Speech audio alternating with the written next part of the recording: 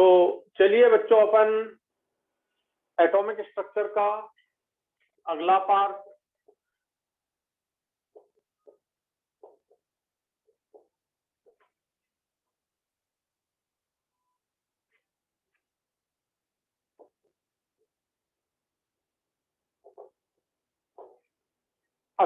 Start करते हैं। Rutherford alpha scattering experiment.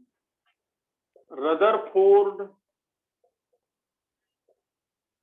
Alpha विकिरणन प्रयोग, इस पर ध्यान दीजिए।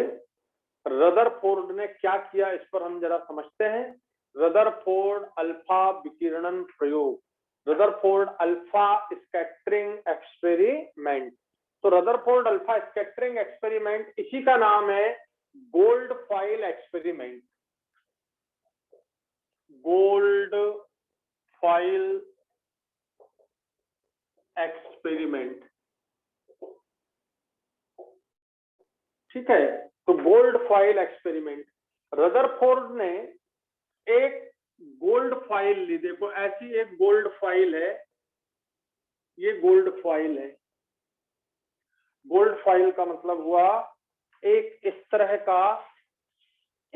तरह की शीट ले ली जो गोल्ड की है। ये इस तरह की शीट गोल्ड की बनी हुई है। तो अब इस शीट में गोल्ड एटम है, यहाँ पे बहुत सारे गोल्ड एटम है। ये गोल्ड एटम है, बहुत सारे गोल्ड एटम है। ये उसका न्यूक्लियस हो गया गोल्ड का। तो ये गोल्ड एटम है, ठीक है। तो ये आपका गोल्ड फाइल हो गई, गोल्ड की पतली पन्नी, गोल्ड फाइल। बड़ी खास बात है इस गोल्ड फाइल या गोल्ड शीट भी बोल सकते हो। इस गोल्ड शीट की जो मोटाई है, ये वाली, ये जो मोटाई है, ये मोटाई, ये वाला तो ये तो इसका प्लेन हो गया। ये मोटाई की बात कर रहा हूं। तो गोल्ड शीट की जो मोटाई है वो है 2.17 into 10 to the power 2.17 into 10 to the power -7 metre. बोलो इतना कम ये मोटाई है, इतनी कम, 10 टू द पावर -7 मीटर। बच्चों 10 टू द पावर -7 मीटर ये इसकी मोटाई है गोल्ड शीट की, ठीक है। और उसमें बहुत सारे ये गोल्ड एटम है। बात समझ आ गई आपको? तो अब बात आती है कि गोल्ड ही उसने क्यों चुना। दूसरी बात है कि गोल्ड ही क्यों चुना। गोल्ड माने स्वर्ण धातु को ही, स्वर्ण धातु को चुनने का कारण। कोई क्वेश्चन पूछे तो स्वर्ण धातु को चुनने का कारण जो है, ध्यान देना, क्योंकि जो गोल्ड होता है ये अत्यधिक अक्रिय होता है। पता है, आप जानते हैं विद्युत रासायनिक श्रेणी, जब आप इलेक्ट्रोकेमिस्ट्री पढ़ोगे तो विद्युत रासायनिक श्रेणी में सबसे नीचे आता है गोल्ड और प्लेटिनम। तो ये चुनने का कारण पहला तो हो गया आपका कि यह अक्रिय है, अक्रिय धातु है, ठीक है। और दूसरा ये मैलिएबल है, आघात वर्धनीय है। दूसरा ये आघात वर्धनीय है। ये दो कारण होते हैं। आघात वर्धनीय का मतलब होता है कि जैसे मान लो आपने ये टुकड़ा लिया, इस पे हथौड़ा मारोगे तो ये चौड़ा फैलते जाएगा, जिसके पत्र बन जाए, ऐसा पत्र टाइप का बन जाए, फैलता जाए, थाली बन जाए जिसकी, तो उसे हम बोलते हैं आघात वर्धनीय। तो क्वेश्चन पूछा जाता है कि रदरफोर्ड के अल्फा विकिरणन प्रयोग में स्वर्ण धातु को ही चुनने का क्या कारण है। तो एक तो वह धातु अक्रिय है और दूसरी वह धातु आघात वर्धनीय है। बोलो दोनों बातें समझ आ गई बच्चों आपको? क्यों अपन गोल्ड फॉइल चुनते हैं, गोल्ड ही क्यों चुनते हैं, समझ आ गया बच्चों?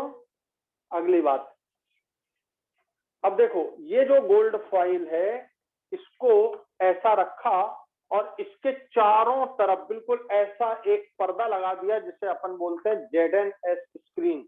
जैसे मैंने आपको बतलाया था कि ये ZNS स्क्रीन इस तरह से आप लगाएंगे, ये इस तरह से पूरा ऐसा ढक देंगे ZNS स्क्रीन से इसको, ऐसा ये ZNS स्क्रीन ऐसी है, समझ आ गई? ऐसी ZNS स्क्रीन दिख रही है ऐसी। तो एक इसके, और इसके यहाँ पर अपन रख देंगे क्या, ये गोल्ड फॉइल रख देंगे इस तरह से। तो आपकी ये हो गई ZNS स्क्रीन, ये हो गई गोल्ड फॉइल। पर ZNS स्क्रीन पूरी ऐसी गोल कर देंगे इस तरह से गोल। तो अगला पॉइंट आपका हो गया कि ये पूरी ZNS स्क्रीन ऐसी आपने ये कवर कर दी पूरी, ये गोल्ड फॉइल को ZNS स्क्रीन से ऐसा ढक दिया पूरा इस तरह से, इस तरह से आपने ये ढक दिया। बोलो बात समझ आ गई अब आपको? तो ये जो आपकी है ZNS स्क्रीन है। ZNS स्क्रीन का मतलब होता है, ध्यान से सुनना, ZNS स्क्रीन यह एक स्फुरदीप्त पदार्थ है, यह एक स्फुरदीप्त पदार्थ है, ये आपको मालूम होना चाहिए। ZNS स्फुरदीप्त पदार्थ है या प्रतिदीप्त पदार्थ है, प्रतिदीप्त भी लिख सकते हैं। तो ये ZNS की अपन फाइल लगा देते हैं। बच्चों समझ आ गया आपको ये पॉइंट? ये अब ध्यान से देखना।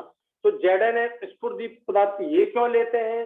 क्योंकि जैसे ही ZNS पर लाइट की किरण पड़ती है तो वो वहां पर तुरंत चमकने लगता है, वहां पर तो चमक आ जाती है।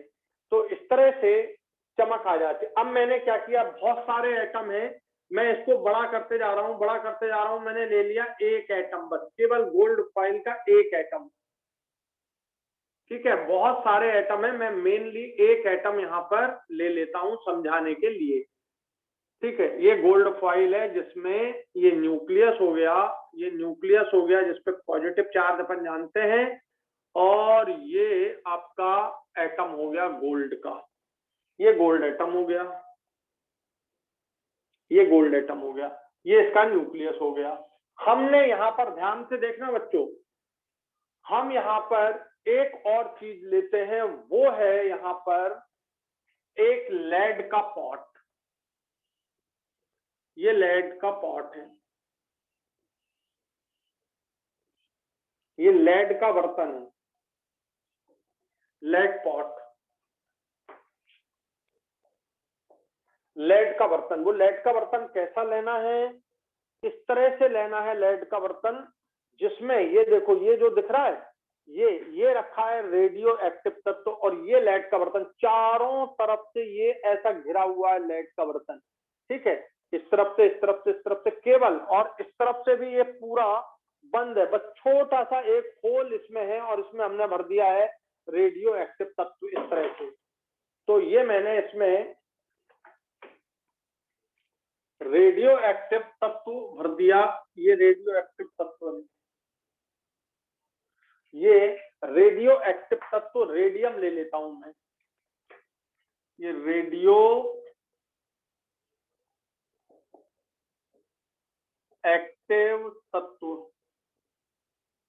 विशेष रूप से हम इसमें लेते हैं रेडियम या पोलोनियम, रेडियम या पोलोनियम, क्योंकि ये दोनों अच्छे अल्फा कणों को निकालने वाले हैं, अल्फा कण के सोर्स है ये, इसको हम बोल सकते हैं ये अल्फा कण के स्रोत हैं, अल्फा कणों के स्रोत। अब बताओ, ये पूरा सेटअप समझ आ गया बच्चों आपको? ये पूरा सेटअप समझ आ गया तुम लोग को? ये पूरा सेटअप समझ आ गया? Yes sir. हाँ। अब ये अपन ने एक खाली जगह स्लिट छोड़ रखी है, ये स्लिट है, ये स्लिट है, इसमें से अल्फा कण निकलेगा। ये देखिए अल्फा कण इसमें से निकल रहे हैं, ये अल्फा कण इसमें से निकल रहे हैं, ये अल्फा कण है। तो ये जो निकल रहे हैं ये अल्फा कण है। अल्फा कण का मतलब होता है हीलियम के नाभिक, ये हीलियम 2He4, इस पर पॉजिटिव चार्ज है 2, ये पॉजिटिव चार्ज, ये बात समझने की हमको ये। तो अल्फा कण ये हीलियम के नाभिक है, 2He4 ये पॉजिटिव चार्ज युक्त कण है, और ये अल्फा कण जब इसमें से जाएंगे अंदर, ठीक है, ये स्लिट हो गया। अब देखो अल्फा कण, ये आपके अल्फा कण इसमें से अंदर जा रहे हैं, तो लाखों की संख्या में अल्फा कण इसमें अंदर जाएंगे, ध्यान देना।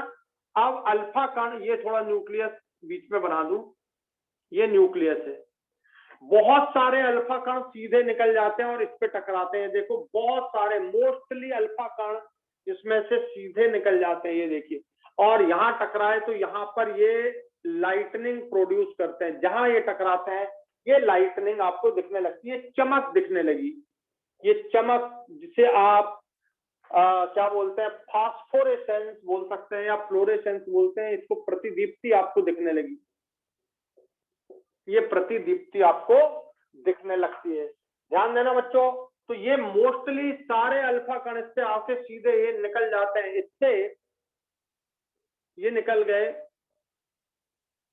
ये सब यहाँ पे आपके चमक दे रहे हैं। इससे हमें एक बात पता चली कि, इससे बात पता चली कि एटम का अधिकतर भाग, अब देखो अगर मैं स्लिट को थोड़ा और चौड़ा कर दूं तो एटम का अधिकतर भाग खाली होता है, एटम का अधिकतर भाग खाली होता है। पहली बात, परमाणु का अधिकतर भाग रिक्त होता है, खाली होता है, ये पहली बात हमको इससे पता चलती है इस एक्सपेरिमेंट से, कि परमाणु का अधिकतर जो भाग होता है वह खाली रिक्त होता है।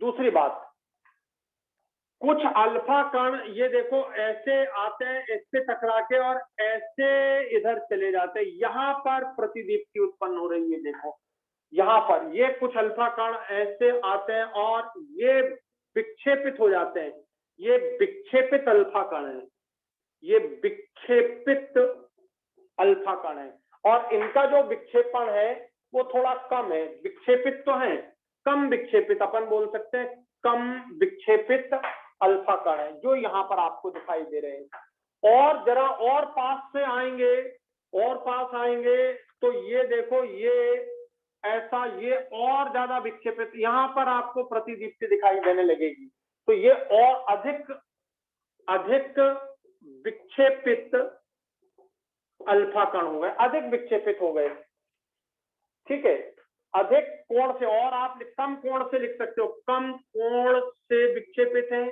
ये अधिक कोण से विक्षेपित हैं, इनका कोण और अधिक हो गया, विक्षेपित हो गए ये, और अधिक कोण से विक्षेपित हो गए, तो ऐसे ये विक्षेपित होते जाते हैं। और अब ध्यान से समझने वाली बात है कि कुछ अल्फा कण, ये देखो, ये अल्फा कण एकदम सेंटर में पड़ रहा है इसके, और ये जैसा गया था वैसा का वैसा वापस आ गया 180 डिग्री के एंगल से, इसके लिए लिख रहा हूं, 180 डिग्री के एंगल से जैसा गया वैसा का वैसा वापस आ गया।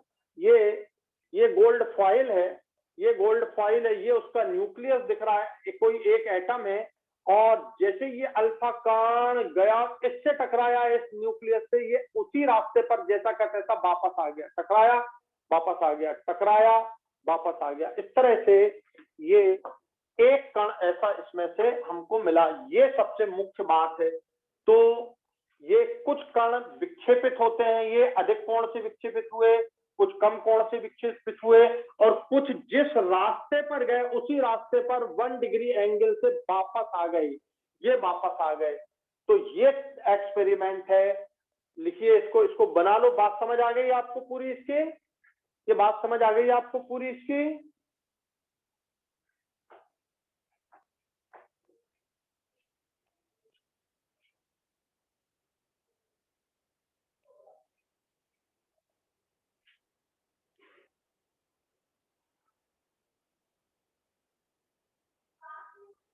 हो गया बच्चों?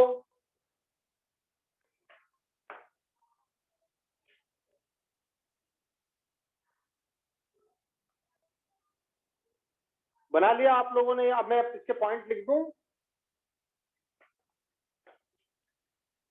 तो परमाणु का अधिकतर भाग रिक्त होता है, अधिकतर भाग रिक्त होता है। ये कैसे पता चला कि अधिकतर अल्फा कण बिना विक्षेपित हुए बाहर निकल जाते हैं? इसका अर्थ है अधिकतर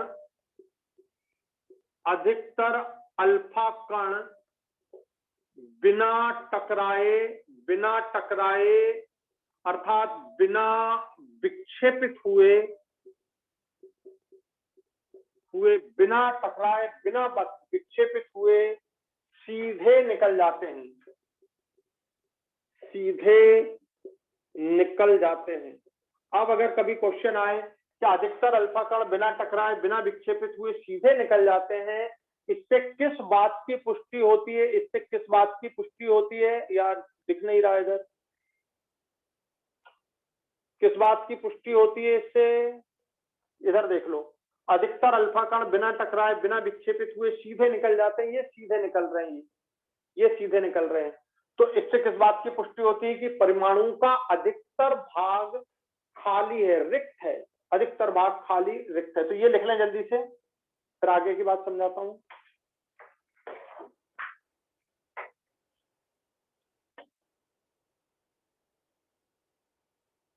अगली बात देखो, लिख लिया आप लोगों ने? ये पॉइंट हो गया आपका। दूसरा पॉइंट देखो, कुछ जो विक्षेपित हो रहे हैं, देखो ये कुछ विक्षेपित हो रहे हैं और कुछ ज्यादा उससे विक्षेपित हो रहे हैं और कुछ कम से विक्षेपित हो रहे हैं। तो लगभग दूसरा पॉइंट, लगभग 10,000 में से 14, लगभग 10,000 अल्फा पार्टिकल में से 14 पार्टिकल में से 14 अल्फा कण, 10,000 में से 14 का मतलब हो गया 0.14%।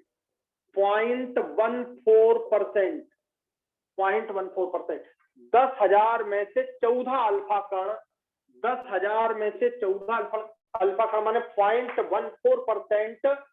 1 डिग्री से, ये वाले कम कोण से 1 डिग्री से विक्षेपित, लगभग 1 डिग्री से आप लिख सकते हो, लगभग 1 डिग्री या मोर देन 1 डिग्री से, 1 डिग्री से अधिक से विक्षेपित होते हैं।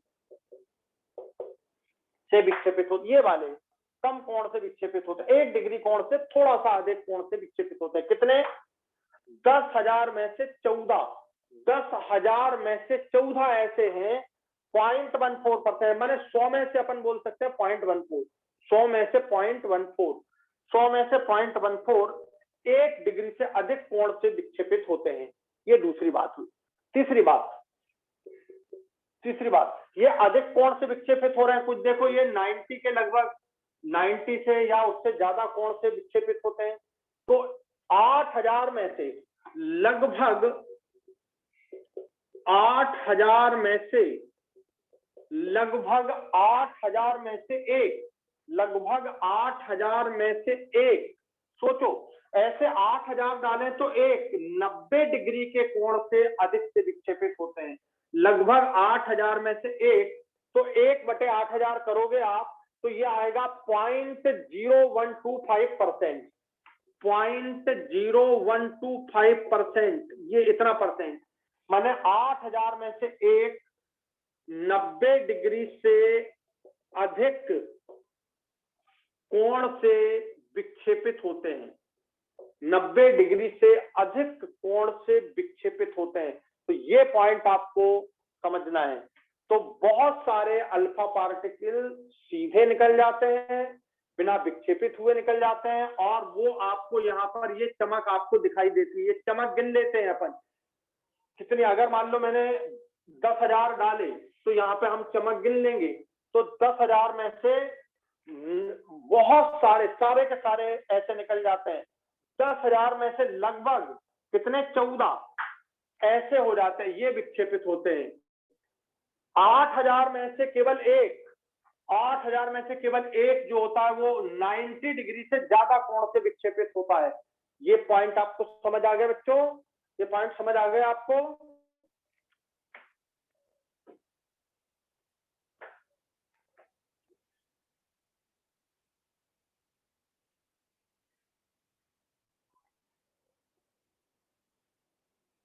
और देखो आगे, और लगभग अगर आप 20,000 डालोगे, 20,000, तो 20,000 लगभग 20,000 में से 20,000 में से एक 20,000 में से एक जिस पथ पर गया उसी पथ पर वापस आ जाता है।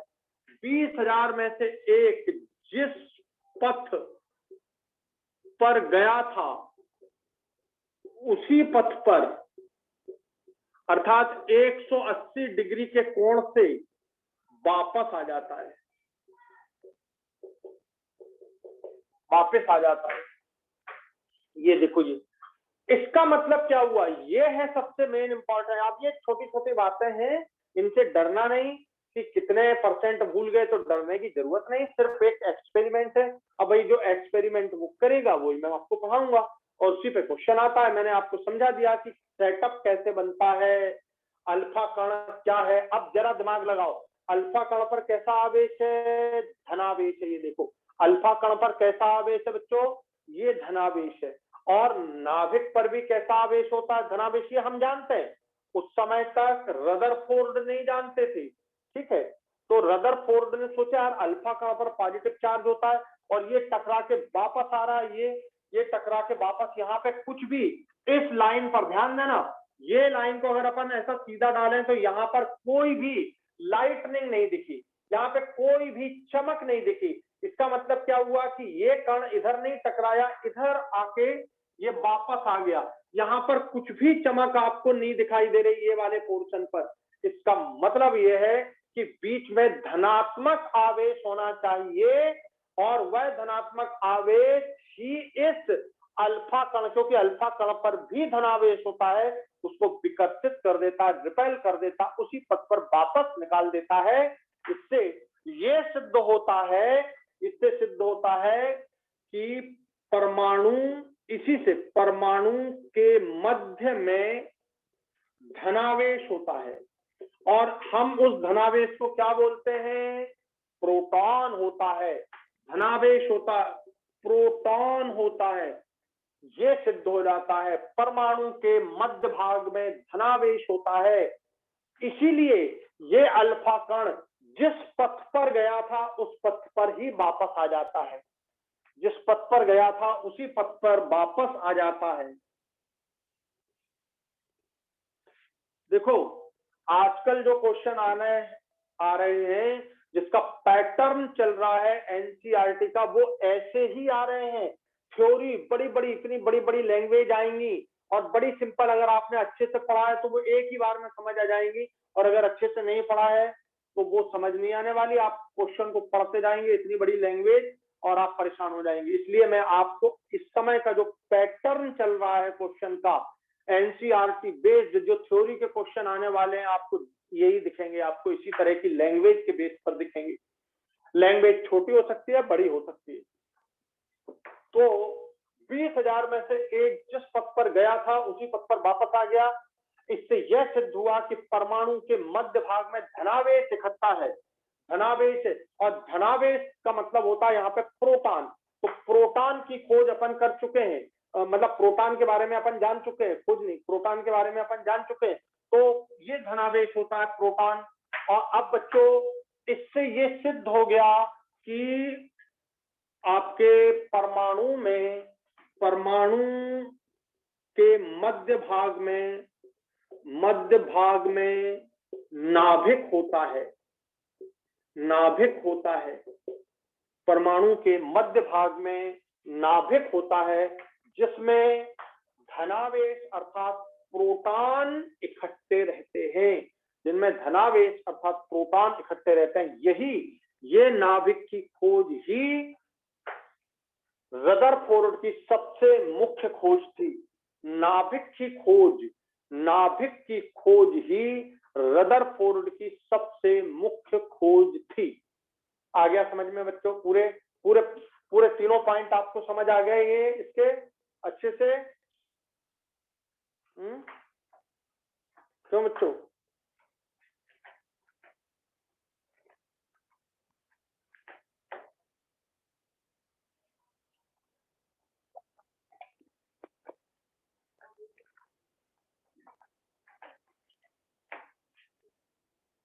तो अब बताओ, रदरफोर्ड से रिलेटेड सारी बातें आपको क्लियर हो गई। ये छोटी छोटी 3 बात आप याद रखेंगे। फिर ZNS स्क्रीन का मतलब याद रखेंगे।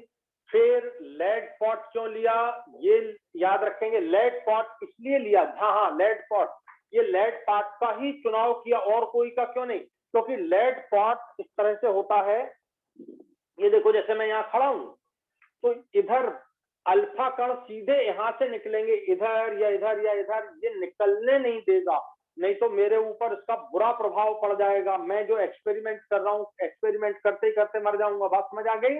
तो लेड पॉट विकिरणों को इसमें से निकलने नहीं देता। बात समझ आ गई।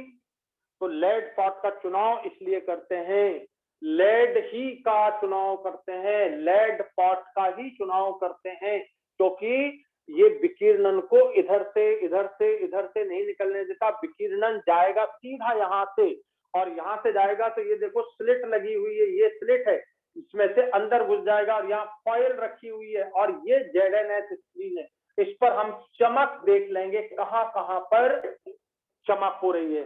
तो सिर्फ चमक जो है वो यहां नहीं होती है, मैंने जो डॉटेड लाइन बनाई है इस पार्ट पर चमक नहीं होती, इस पार्ट पर चमक नहीं हुई, यही सबसे इंपॉर्टेंट बात हो गई। और इसी के आधार पर हमने देखा कि ये जो अल्फा का आया था ये उसी रास्ते से वापस चला गया, 180 डिग्री के एंगल से वापस हो गया, और इसी से परमाणु के नाभिक और नाभिक की खोज हो गई।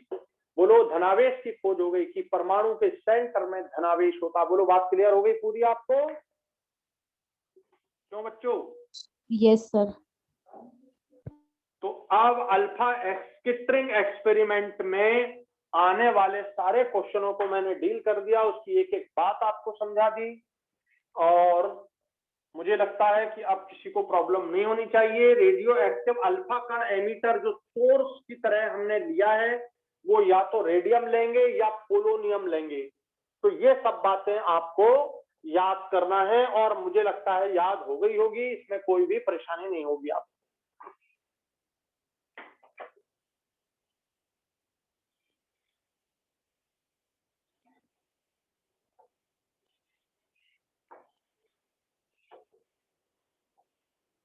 चलिए, ये गोल्ड फॉइल एक्सपेरिमेंट हुआ, ठीक है। अब रदरफोर्ड ने एक मॉडल प्रस्तुत किया।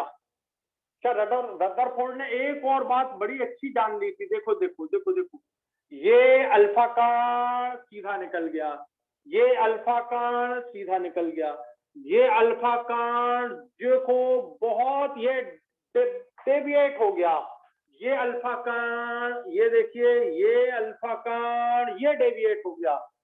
तो ये जो प्रथम डेविएशन है, इधर से देखो ये प्रथम डेविएशन है, इसके बाद तो फिर बहुत सारे डेविएशन होंगे। ये तो यहां से यहां तक के अल्फा कण ये रेस की दूरी अगर निकाल ली जाए ये, तो ये आप इस नाभिक का, ये नाभिक है, इस नाभिक का आप नाभिक का डायमीटर माने व्यास ज्ञात कर सकते हैं। नाभिक का ये व्यास निकाल सकते हैं आप, डी निकाल सकते हैं, यहां से यहां तक की दूरी निकाल सकते हैं, ये डी है, दूरी है।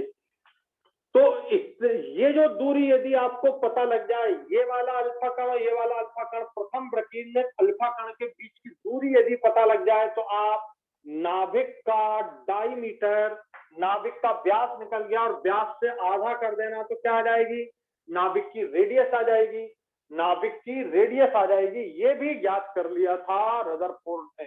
बोलो बात समझ आ गई कैसे ज्ञात करना है? अरे भाई ये दो हैं, ये दो रेज ऐसी जा रही हैं बिल्कुल, इन दोनों के बीच की दूरी, क्योंकि ये आगे डेविएट होंगी। प्रथम डेविएशन है ये, सबसे पहला, ठीक है। इधर डेविएशन, यहाँ तक कोई डेविएशन नहीं है, ये देखो ये सीधा निकल गया, ये सीधा निकल गया, ये सीधा निकल गया, ये सीधा निकल गया, ये कण आया और ये ऐसा डेविएट हुआ, और यहाँ से डेविएट, और एक तो सीधा जिस रास्ते गया था उसी रास्ते वापस आ गया।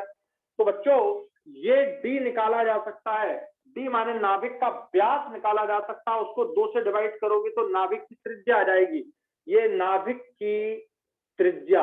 और जो नाभिक की त्रिज्या होती है वो आपको थोड़ा ध्यान रखना है, नाभिक की त्रिज्या जो होती है 10 to the power -15, 10 to the power -15 metre की होती है। ये नाभिक की त्रिज्या होती है। ध्यान रखना बच्चों, 10 टू द पावर -15 की मीटर के ऑर्डर की होती है।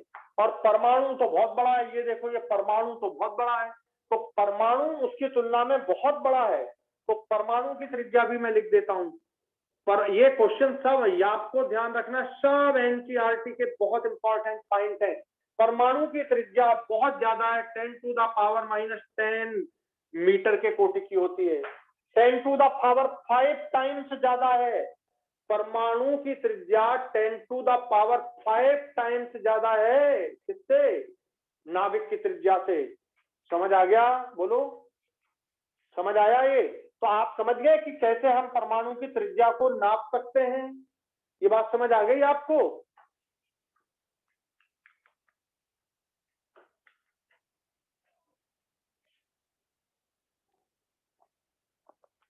तो ये दोनों लिख रहे हैं, नाभिक की त्रिज्या और परमाणु की त्रिज्या।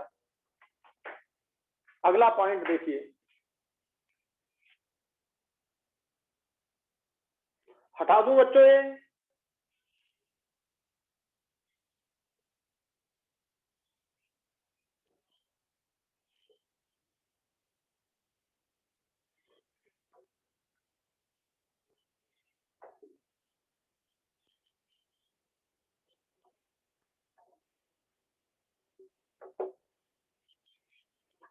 नेक्स्ट है रदरफोर्ड मॉडल। अब रदरफोर्ड ने जो परमाणु मॉडल दिया,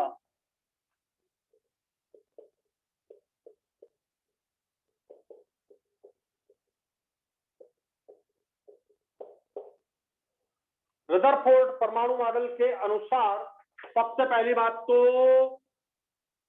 परमाणु के नाभिक, परमाणु के मध्य में नाभिक होता है, ये पहली बात, जिसमें प्रोटॉन होते हैं। वैसे तो नाभिक में प्रोटॉन और न्यूट्रॉन दोनों ही होते हैं, तो ये पहली चीज थी। दूसरी बात, रदरफोर्ड कहता है कि ये कहता है ये नाभिक हो गया और ये ऑर्बिट हो गया, जिसमें इलेक्ट्रॉन चक्कर लगा रहा है, इलेक्ट्रॉन घूम रहा है। तो रदरफोर्ड के लिखे, रदरफोर्ड के अनुसार इलेक्ट्रॉन वृत्ताकार मार्ग पर घूमते हैं, नाभिक के चारों ओर घूमते हैं। इलेक्ट्रॉन वृत्ताकार मार्ग पर नाभिक के चारों ओर घूमते हैं। तो ये वृत्ताकार मार्ग पर नाभिक के चारों ओर घूमते हैं। तीसरी बात, घूमते हुए इलेक्ट्रॉन की स्पीड बहुत अधिक होती है, स्पीड या वेग बहुत अधिक होता है।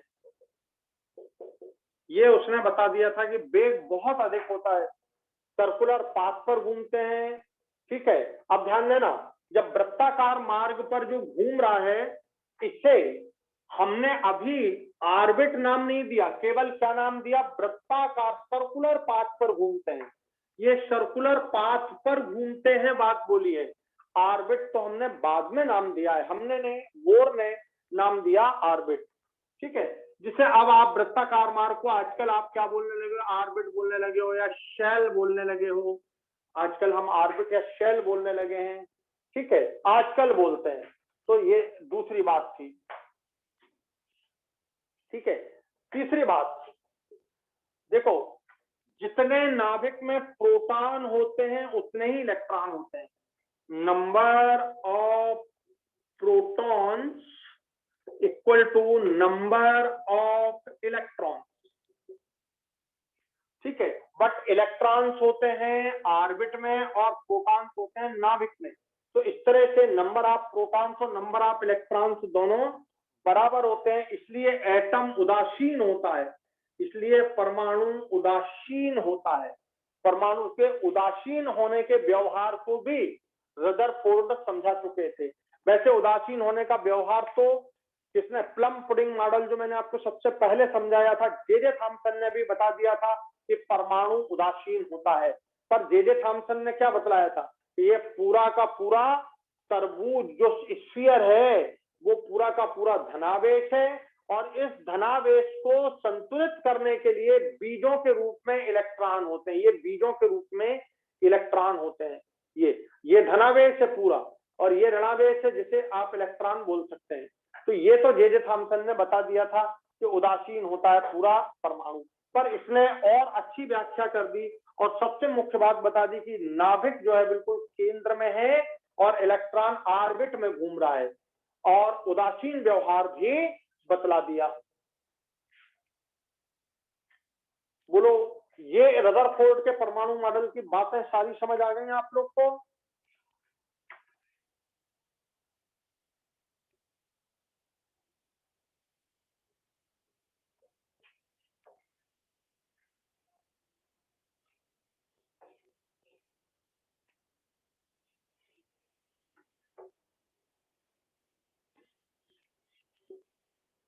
चलिए,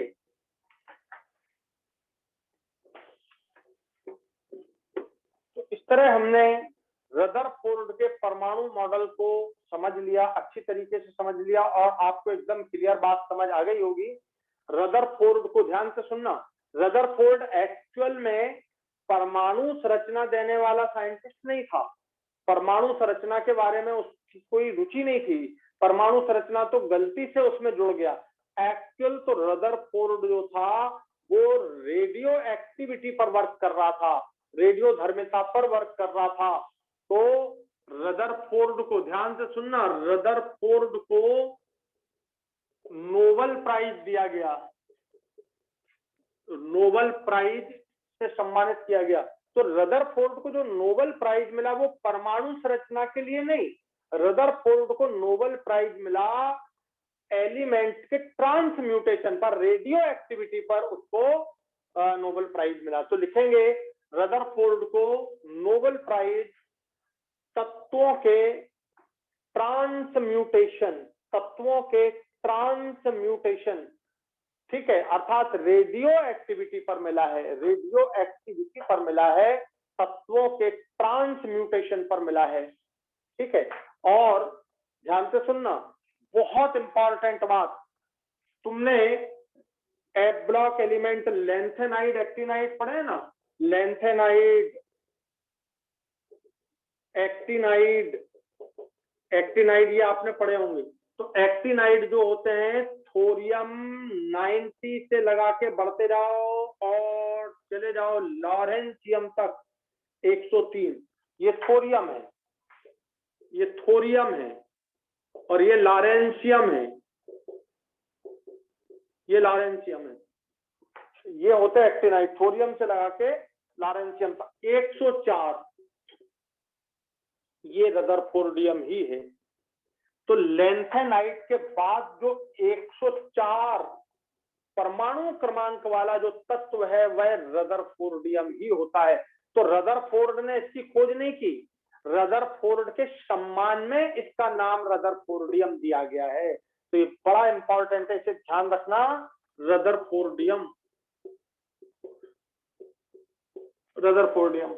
लास्ट ईयर आपको एक क्वेश्चन आया है इस पर, जस्ट लास्ट ईयर 2020 का पेपर उठाना, 111, 112, 113, 114 ऐसे ये एटॉमिक नंबर दिया और उसमें पूछा है कि कौन सा गलत है, ये पूछा है। आप देखना, डर में स्टेडियम आंसर था, तो वो आप देखेंगे तो इससे थोड़ा ध्यान रखना है। 100 ये मैंने समझा भी दिया ताकि आपसे गलती ना हो, धीरे धीरे अपन याद कर लेंगे।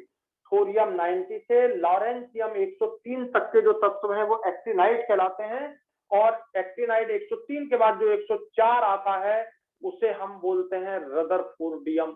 तो रदरफोर्डियम में ध्यान रखना, रदरफोर्ड के नाम से इसका नाम दिया गया है, रदरफोर्ड के सम्मान में इसका नाम दिया है। रदरफोर्ड ने नहीं खोजा है, रदरफोर्ड के सम्मान में।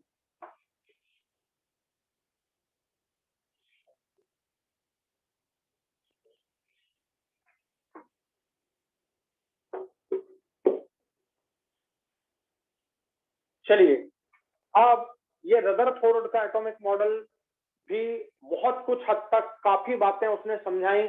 हम रदरफोर्ड को भी सलाम करें, हम जे थॉमसन को भी सलाम करें, जिनने इलेक्ट्रॉन की खोज की, गोल्डस्टीन ने प्रोटॉन की खोज की, कल अपन ने एनोड रे में प्रोटॉन के बारे में भी पूरा जान लिया था। अब मैं बात करता हूं सबसे इंपॉर्टेंट मॉडल, बोर मॉडल की। बोर ने एटम के बारे में सबसे अच्छी, सटीक, बहुत प्यारी जानकारी दी, और हम अब पढ़ते हैं बोर मॉडल।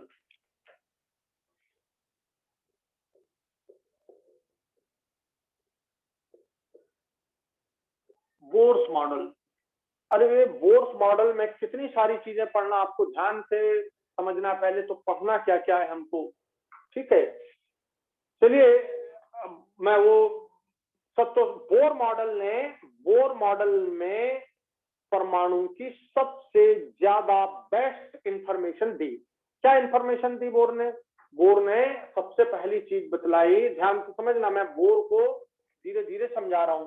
बोर कहता है, सबसे पहली चीज बोर ने बताया कि भाई बिल्कुल सही बात है जो रदरफोर्ड ने बोला, वो न्यूक्लियस जो होता है वो एकदम सेंटर में होता है। ये हो गया आपका न्यूक्लियस, ये हो गया न्यूक्लियस। बोर कहता है न्यूक्लियस में साफ प्रोटॉन प्लस न्यूट्रॉन, ये दोनों न्यूक्लियस में होते हैं। बोर ने सबसे इंपॉर्टेंट बात जो बोली कि जो इलेक्ट्रॉन है वो एक डेफिनेट ऊर्जा वाले वृत्ताकार मार्ग पर घूमता है, ये सबसे खास बात बोली। तो लिखिए, बोर के अनुसार इलेक्ट्रॉन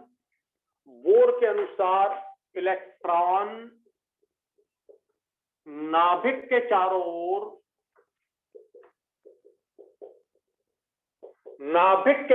ओर, ये खास बात है, निश्चित ऊर्जा, जिसे क्वांटीकृत ऊर्जा आप बोल सकते हैं। क्वांटीकृत ऊर्जा, निश्चित ऊर्जा माने क्वांटीकृत ऊर्जा। इलेक्ट्रॉन नाभिक के चारों ओर निश्चित ऊर्जा वाले वृत्ताकार पथ पर अधिक तेज वेग से घूमते हैं। ये देखिए, अब बात आ गई सबसे इंपॉर्टेंट, क्वांटीकृत ऊर्जा वाले कक्षा में, क्वांटीकृत ऊर्जा वाले वृत्ताकार पथ में। अब ध्यान देना, निश्चित ऊर्जा, जैसे मान लीजिए इस पेन की कीमत 40 रुपए है, तो 40, अगर आप मुझे 39.9999 पैसे देंगे तो मैं ये पेन नहीं दूंगा, समझ गए? 39.999 नहीं, 40 मतलब 40, 39.9 नहीं, 40 से थोड़ा ज्यादा। बोले सर मेरे पास 40.1 रुपए हैं, नहीं 40.1 भी नहीं, 40 मतलब 40। तो ध्यान से सुनना, निश्चित ऊर्जा यानी क्वांटीकृत ऊर्जा का यह मतलब हुआ। आप जरा सोचो, आप 11वीं कक्षा में थे, उत्तीर्ण होकर आप 12वीं कक्षा में आ गए। अच्छा, अगर मान लो आप फेल हो जाते तो 11वीं में ही रहते, पास हो गए तो 12वीं में आ गए, ठीक है। बोले सर सप्लीमेंट्री, तो सप्लीमेंट्री का मतलब अभी आप 11वीं में ही है, 11.5 कक्षा या 11.2 या 11.5 या 11.7 या 11.9 वाली कक्षा में नहीं है आप सप्लीमेंट्री है या फेल है तो आप अभी 11वीं में ही हैं, 12वीं में नहीं है। तो या तो कक्षा 11 होगी या कक्षा 12 होगी, कक्षा 1 होगी, कक्षा 2 होगी, कक्षा 3 होगी, ऐसी कक्षा नहीं होगी 3.5। बोले 4 सब्जेक्ट थे, 2 में सप्लीमेंट्री आई तो 3.5 हो गया, ऐसा नहीं। तो निश्चित ऊर्जा वाली कक्षा में घूमते हैं। तो बताओ क्वांटीकृत का मतलब समझ आ गया तुमको क्या होता है? अपन क्योंकि क्वांटम नंबर पढ़ेंगे तब आपको बात क्लियर होगी। तो क्वांटीकृत माने हरेक कक्षाओं की ऊर्जाओं के मान क्वांटीकृत होते हैं। तो ये क्या बोलता है? वृत्ताकार पथ पर चक्कर लगाते हैं, अधिक वेग से चक्कर लगाते हैं। इन वृत्ताकार पथों को क्योंकि इनकी निश्चित ऊर्जा है, इन वृत्ताकार पथों को स्टेशनरी स्टेट, स्थिर अवस्थाएं कहते हैं। स्थिर अवस्थाएं, ये स्थिर अवस्थाएं का मतलब कक्षा, मुख्य कक्षा, मुख्य कक्षा, इन्हीं को अपन बोलते हैं ऊर्जा स्तर, इन्हीं को अपन बोलते हैं ऊर्जा स्तर। तो स्थिर अवस्थाएं, क्योंकि इनकी कक्षा की ऊर्जा निश्चित होती है, क्वांटीकृत होती है, इसलिए बोर ने इनको नाम दिया स्थिर अवस्थाएं। इंग्लिश में बोलते हैं स्टेशनरी स्टेट, स्टेशनरी स्टेट कहते हैं। और इसी को हम मुख्य कक्षा या ऊर्जा स्तर कहते हैं। अब इन ऊर्जा स्तरों की ऊर्जा क्या होती है? क्वांटीकृत, निश्चित होती है। इन ऊर्जा स्तरों की ऊर्जा क्वांटीकृत होती है। तो हम अब आजकल बोलने लगे हैं क्वांटाइज्ड एनर्जी लेवल। क्या बोलने लगे? क्वांटीकृत ऊर्जा स्तर। तो अगर इसका नाम हम दे दें क्वांटीकृत ऊर्जा स्तर तो भी बिल्कुल सही होगा।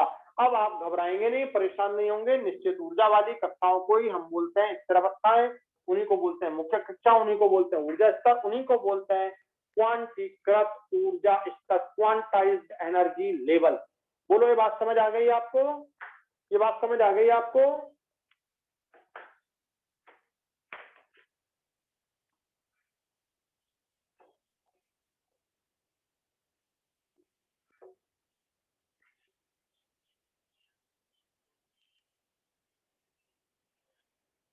तो अब इलेक्ट्रॉन हो सकता है ये इस कक्षा में भी घूम सकता है, इस कक्षा में भी घूम सकता है, पर इन सबकी ऊर्जाएं क्वांटीकृत होती हैं। सभी कक्षाओं की ऊर्जाएं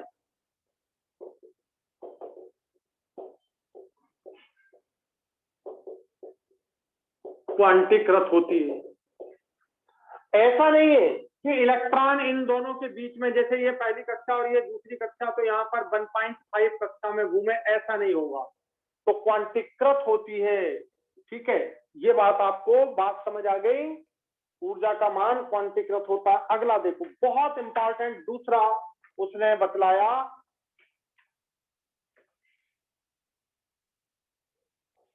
दूसरा पॉइंट बोर का, बहुत इंपॉर्टेंट दूसरा पॉइंट बोर का। देखिए, अच्छा, रदरफोर्ड से बोर के उसमें क्या अंतर आ गया?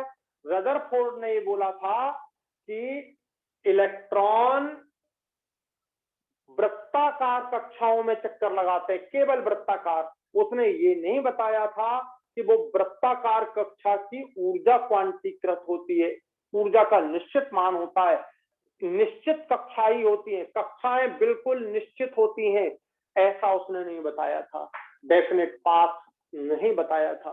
तो ये डिफरेंस है बोर में और क्या बोलते हैं रदरफोर्ड की कक्षाओं में। बात के माने वहां पर ऐसा नहीं लिखा था क्वांटीकृत ऊर्जा स्तर, मैंने वहां नहीं बोला था रदरफोर्ड में। मैं यहां पर बोल रहा हूं क्वांटीकृत ऊर्जा वाले स्तर में ही इलेक्ट्रॉन चक्कर लगाता है। दूसरी बात, ये जो कक्षाएं जिनमें इलेक्ट्रॉन घूम रहा है, इलेक्ट्रॉन उन्हीं कक्षाओं में घूम सकता है, इलेक्ट्रॉन उन्हीं कक्षाओं में घूम सकता है जिनका कोणीय संवेग, बहुत ध्यान से सुनना, जिनका कोणीय संवेग, इलेक्ट्रॉन उन्हीं कक्षाओं में, माने बेही कक्षाएं होंगी जिनका कोणीय संवेग, ध्यान से सुनना, कोणीय संवेग का मतलब होता है, फिजिक्स में आपने कोणीय संवेग का मतलब समझा होगा, m का मतलब मास इंटू v, ये कहलाता है संवेग, ये कहलाता है संवेग। अगर इसमें त्रिज्या का गुणनफल कर दो, त्रिज्या, ये कक्षा की त्रिज्या हो जाएगी, इसका गुणनफल कर दोगे तो इसे हम बोलने लगते हैं कोणीय संवेग, कोणीय संवेग। तो कोणीय संवेग जो होता है mvr होता है, m मास ऑफ इलेक्ट्रॉन है, v वेलोसिटी ऑफ इलेक्ट्रॉन है, r रेडियस ऑफ ऑर्बिट है, माने ये रेडियस होगी, ये रेडियस हो गई, ये रेडियस हो गई, ये पहली कक्षा की रेडियस, ये दूसरी, ये तीसरी। तो radius of orbit m into v, इसको संवेग बोलते हैं, मोमेंटम, और कोणीय संवेग mvr बोलते हैं। तो हमारा इलेक्ट्रॉन उन्हीं कक्षाओं में घूमता है या घूम सकता है जिनका कोणीय संवेग जिनका कोणीय संवेग h/2π का सरल गुणक होता है। ये देखो, बहुत ज्यादा, सबसे ज्यादा इंपॉर्टेंट पॉइंट बोर का यही है कि इलेक्ट्रॉन उन्हीं कक्षाओं में घूम सकता है जिनका कोणीय संवेग h/2π का सरल गुणक होता है। तो मैं ऐसा लिखूंगा, देखो कोणीय संवेग का मतलब मैंने समझा दिया, mvr ये लिखा, mvr इक्वल टू h/2π का सरल गुणक n टाइम्स। तो हम ऐसा बोलते हैं, angular momentum is n times of the h/2π। Angular momentum is n times of h/2π।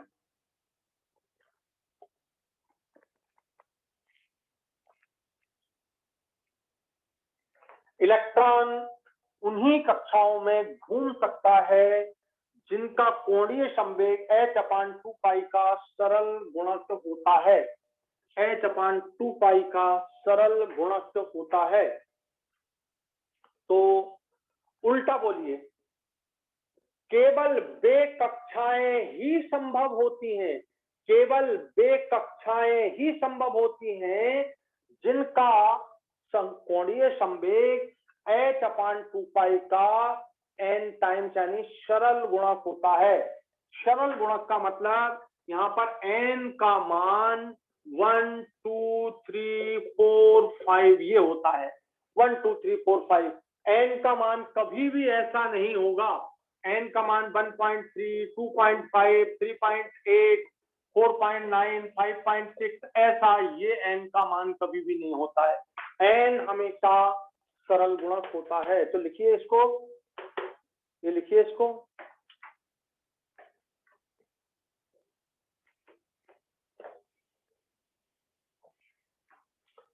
बताओ दोनों पॉइंट आपको क्लियर हो गए अच्छे से। अब ये जो बोर कहता है कि h/2π माने h/2π का n टाइम्स, मतलब यदि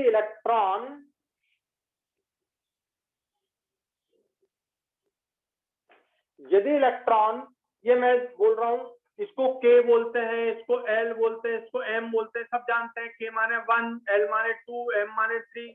तो ये जो आपने लिखा है n 1 2 3 4, ये वास्तव में n जो हो गए एनर्जी लेवल, ऊर्जा स्तर ही हो गए। n जो होते हैं ऊर्जा स्तर ही होते हैं। अच्छा, ऊर्जा स्तर को आप अपन क्या बोलते हैं? कक्षा होते हैं, कक्षा होते हैं। तो n का मान जो 1 2 3 4 और 5 है, के 1 के लिए k ऊर्जा स्तर नाम दिया, 2 के लिए l, 3 के लिए m, 4 के लिए n, इस तरह से ये ऊर्जा स्तर नाम होते हैं।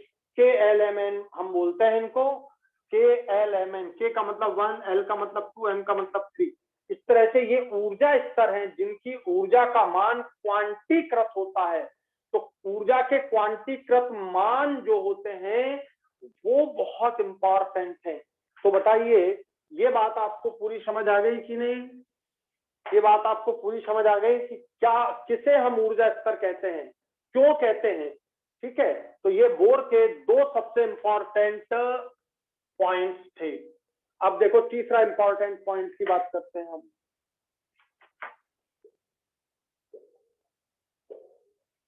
देखो, जिस कक्षा में इलेक्ट्रॉन घूम रहा है उसकी ऊर्जा क्वांटीकृत होती है, वो ऊर्जा कम और ज्यादा नहीं होती है। ठीक है, जिस कक्षा में इलेक्ट्रॉन घूम रहा है उस कक्षा में घूमते हुए इलेक्ट्रॉन की ऊर्जा क्वांटीकृत होती है। बोले इलेक्ट्रॉन की, अभी तो आप बोल रहे थे कक्षा की, तो ध्यान से सुनना। जो कक्षा की ऊर्जा होगी, जो इस कक्षा की ऊर्जा होगी, वही ऊर्जा इस कक्षा में घूमते हुए इलेक्ट्रॉन की होगी। तो कभी कंफ्यूज नहीं होना, कक्षा की ऊर्जा बोले कोई कक्षा की ऊर्जा बोले अर्थात कक्षा की ऊर्जा बराबर थे उस कक्षा में इलेक्ट्रॉन की ऊर्जा। अब कंफ्यूज नहीं होना। तो कई बार तुमने देखा होगा इलेक्ट्रॉन की ऊर्जा ऐसा बोल दिया, कई बार कक्षा की ऊर्जा। तो जिस कक्षा में इलेक्ट्रॉन घूम रहा है उस कक्षा की ऊर्जा और इलेक्ट्रॉन की ऊर्जा दोनों एक ही है। होती कक्षा की ऊर्जा है, लेकिन जिस कक्षा में इलेक्ट्रॉन घूम रहा है उस कक्षा की ऊर्जा माने उस इलेक्ट्रॉन की ऊर्जा ही बन जाती है। बोलो बात क्लियर हो गई आपको? तो ऐसा लिख लेना, कक्षा की ऊर्जा बराबर से उस कक्षा में घूमते हुए इलेक्ट्रॉन की ऊर्जा। जैसे मान लो इलेक्ट्रॉन ये पहली कक्षा में घूम रहा है, तो जो पहली कक्षा की ऊर्जा होगी वही ऊर्जा इस इलेक्ट्रॉन की भी होगी। यदि इलेक्ट्रॉन ये दूसरी कक्षा में घूम रहा है तो दूसरी कक्षा की जो ऊर्जा है वह ऊर्जा इलेक्ट्रॉन की ऊर्जा भी है। ये बात आपको क्लियर होनी चाहिए।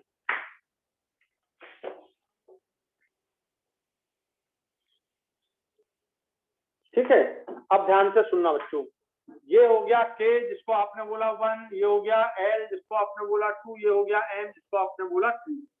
अगर आपने इसकी E1 निकाल ली, ये E1 निकाल ली, अभी अपन निकालेंगे आगे, अभी मैं समझा रहा हूं, केवल बोर्ड पे कुछ पोस्टुलेट है। और आपने E2 निकाल ली, तो जो डिफरेंस है डेल ई दोनों की ऊर्जा E2 माइनस E1 का जो डिफरेंस है, मतलब इलेक्ट्रॉन यदि यहां से यहां जाए तो ऊर्जा ग्रहण करेगा और यहां से यहां आए तो ऊर्जा त्यागेगा। ध्यान से सुनना, यानी घूमते हुए इलेक्ट्रॉन की, किसी कक्षा में घूमते हुए इलेक्ट्रॉन की ऊर्जा क्वांटीकृत होती है, निश्चित होती है, और वह इलेक्ट्रॉन ऊर्जा बदलता नहीं है।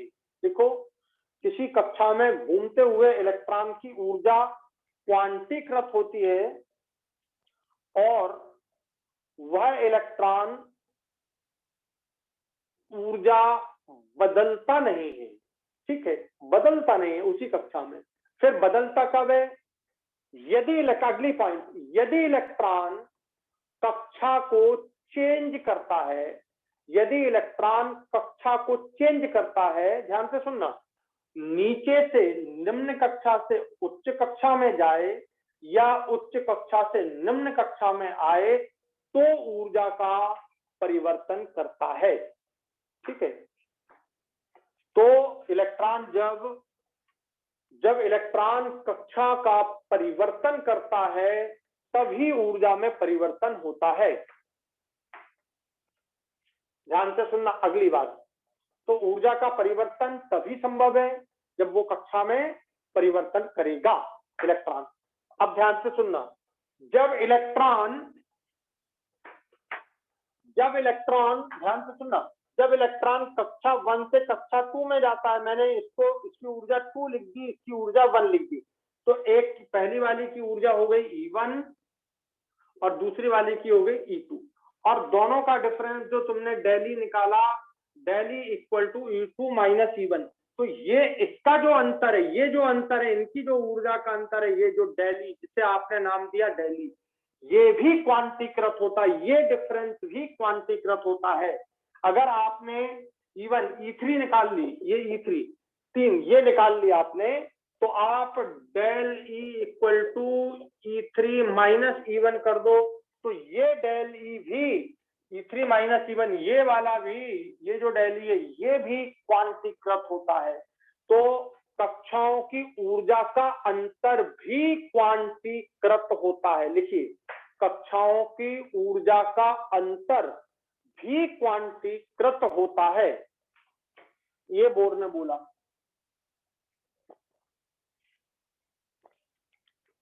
बात समझ आ गई? तो ये डिफरेंस या ये जो डिफरेंस है ये भी क्वांटीकृत होता है। तो अब आप कभी कंफ्यूज नहीं होंगे, ध्यान दो।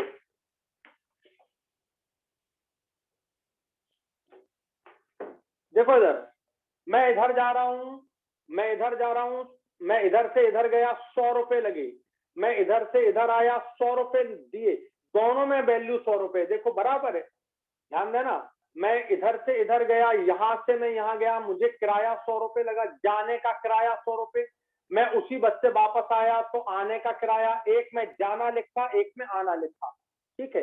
तो जब इलेक्ट्रॉन निम्न ऊर्जा स्तर से उच्च ऊर्जा स्तर में संक्रमित होता है, संक्रमण करता है, संक्रमण करने का मतलब जाना आना को संक्रमण बोलते हैं, जाना आना दोनों को संक्रमण बोलते हैं। संक्रमण करता है, जब इलेक्ट्रॉन निम्न ऊर्जा स्तर से उच्च ऊर्जा स्तर में संक्रमण करता है तो ऊर्जा ग्रहण करता है,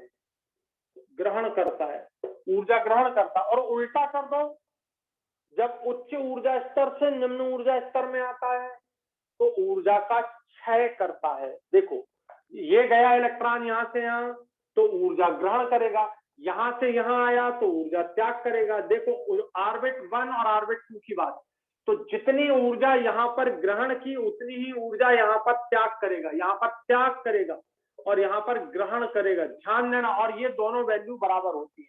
मैंने अभी आपको समझाया कि आप यहां से यहां गए, किराया लगा 100 रुपए, गए में किराया 100 रुपए, आने में भी किराया 100 रुपए, दोनों का मान बराबर। यदि मैं यहां से यहां की वैल्यू दे दूं और उल्टी यहां से यहां आने की वैल्यू दे दूं तो दोनों जाने और आने की ऊर्जा बिल्कुल बराबर होगी, बट साइन का अंतर होगा। ये जा रहा है तो ऊर्जा साइन प्लस हो जाएगा, और ये आ रहा है तो ऊर्जा साइन माइनस हो जाएगा। तो ये आपको थोड़ी सी छोटी सी बात का ध्यान रखना चाहिए। तो जब इलेक्ट्रॉन निम्न ऊर्जा स्तर से उच्च ऊर्जा स्तर में संक्रमण करता है तो ऊर्जा ग्रहण करता है, और उच्च ऊर्जा स्तर से निम्न में आता है तो उतनी ही ऊर्जा का त्याग करता है। ऊर्जा का मान बराबर होता है, जाने में मान धनात्मक है तो आने में मान ऋणात्मक है, बस। जैसे मान लीजिए फर्स्ट ऑर्बिट से सेकंड में गया, और आपको मैं अभी आगे पढ़ाऊंगा, तो ये 10.2 इलेक्ट्रॉन वोल्ट लगी, 10.2 इलेक्ट्रॉन वोल्ट।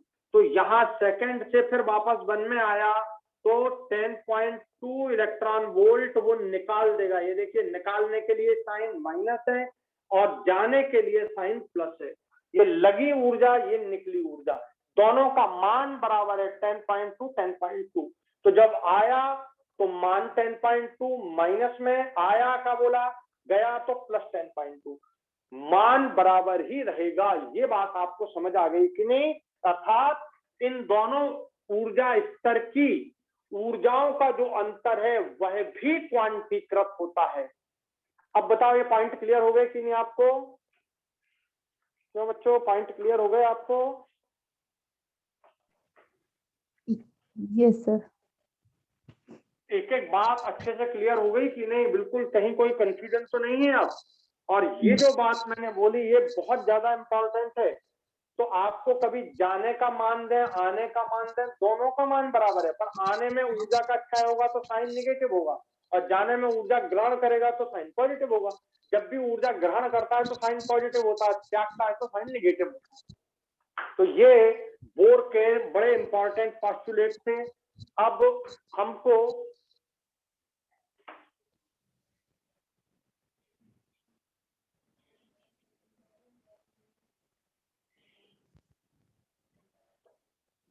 ध्यान दीजिएगा, नाभिक से इलेक्ट्रॉन की दूरी, ये ऑर्बिट की दूरी बोल दो या इलेक्ट्रॉन की दूरी बोल दो, इसको हम त्रिज्या कहते हैं। ये त्रिज्या, यहां से यहां तक की दूरी, ये इलेक्ट्रॉन घूम रहा है, यहां से यहां तक की दूरी, ये रेडियस R1 हो गई, ये R2 हो गई। तो ये रेडियस भी हम कैलकुलेट कर सकते हैं, करेंगे अपन कैलकुलेट। तो हमको बोर में रेडियस कैलकुलेट करना, घूमते हुए इलेक्ट्रॉन की ऊर्जा कैलकुलेट करना, कितनी चीजें कैलकुलेट करना है?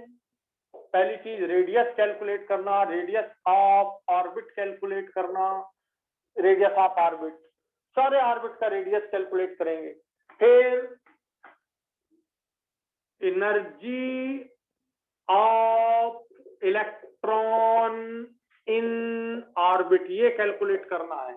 एनर्जी में 3 एनर्जी, काइनेटिक एनर्जी भी कैलकुलेट करना, पोटेंशियल एनर्जी भी कैलकुलेट करना, और दोनों को जोड़ दोगे तो टोटल एनर्जी भी कैलकुलेट करना। तो ये आपको कैलकुलेट करना है। तो रेडियस कैलकुलेट करना, एनर्जी कैलकुलेट करना। तीसरा, एंगुलर मोमेंटम कैलकुलेट करने का तरीका मैंने बतला दिया, पर फिर से एक बार कल देखेंगे, एंगुलर मोमेंटम कैलकुलेट करना। चौथा, वेलोसिटी कैलकुलेट करना, बहुत इंपॉर्टेंट है, वेलोसिटी ऑफ इलेक्ट्रॉन, इलेक्ट्रॉन की वेलोसिटी कैलकुलेट करना, ठीक है। और ऊर्जाओं का अंतर जो मैंने आपको क्वांटीकृत बोला, तो इनकी डेल ई भी कैलकुलेट करना। तो ये सारी बातें हमको कैलकुलेट करना। एंगुलर वेलोसिटी कैलकुलेट करना, कोणीय वेग, कोणीय वेग, एंगुलर वेलोसिटी, कोणीय वेग, इसको बोलते हैं अपन कोणीय वेग, कोणीय वेग कैलकुलेट करना, ठीक है। तो ये सारे पॉइंट कल हम सब कैलकुलेट कर डालेंगे। जब ये सारी बातें आपको समझ आ जाए, फिर हाइड्रोजन स्पेक्ट्रम, हाइड्रोजन स्पेक्ट्रम पूरा समझना। तो ये पॉइंट आपके पूरे बोर के हैं, जो मैं आपको अगली क्लास में समझाऊंगा। तो इतनी बात आज की आपको अच्छी तरीके से समझ आ गई होगी।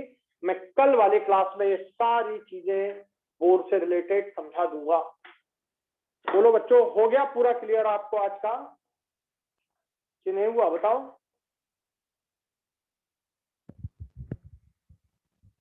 हो गया पूरा क्लियर आपको आज का? Yes sir. तो बच्चों इसको पूरा अच्छे से पढ़ लो।